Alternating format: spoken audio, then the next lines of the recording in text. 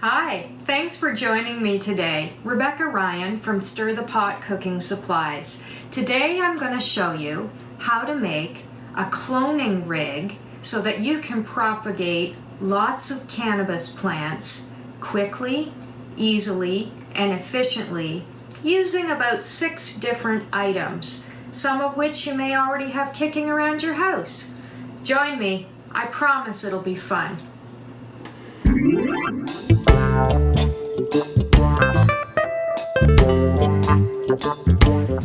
Thanks for joining me.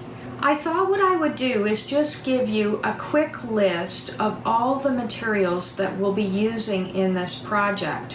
What we're about to build is called a deep water culture or a cloning rig. And the reason that we would build one of these apparatuses is to make propagating or growing more cannabis from existing cannabis plants easier and more efficient. When you're growing your own cannabis, the process usually takes about 4 months from beginning to end. So if you've got existing plants that are still in vegetative state, you can successfully take cuttings from these plants and root them so that you can grow an exact duplicate of each plant that you take a clone or a cutting from. This machine or apparatus is going to make that whole process easier. So, without any further ado, let me tell you what the materials are that you will need to source to make one for yourself. You're going to need some aquarium hose. Now, you're going to need 4 pieces that are approximately 3 feet long. You'll also need 4 aerating stones and 1 aquarium pump that has 4 ports.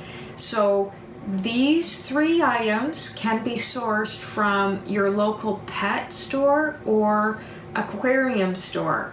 The next piece is going to be the planting tray and the plastic terrarium that fits over top of your planting tray.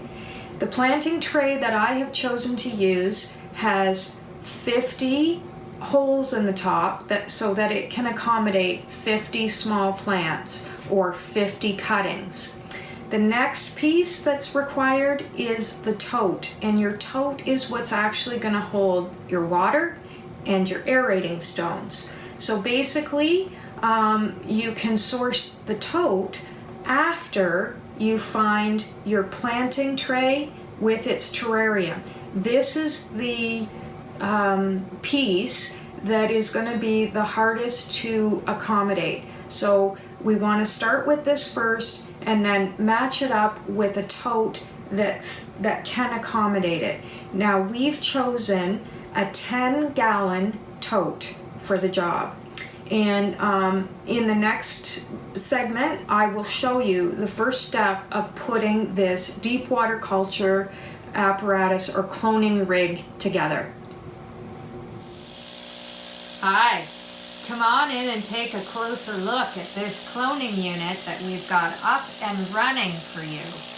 You'll see that the aerating stones are switched on and lots of bubbles are being produced. We're going to come back to this after I shut these aerators off so that you can hear me better, and I'll explain the significance of the bubbles that are being produced. I'm back without the aquarium pump running, so you can hear me now. I'm just going to explain a few of the steps that were taken to build this cloning rig to make it a little easier for you, but if you have questions, just ask me and I'll answer them. I am making an effort to shorten these videos so that your time commitment isn't so long.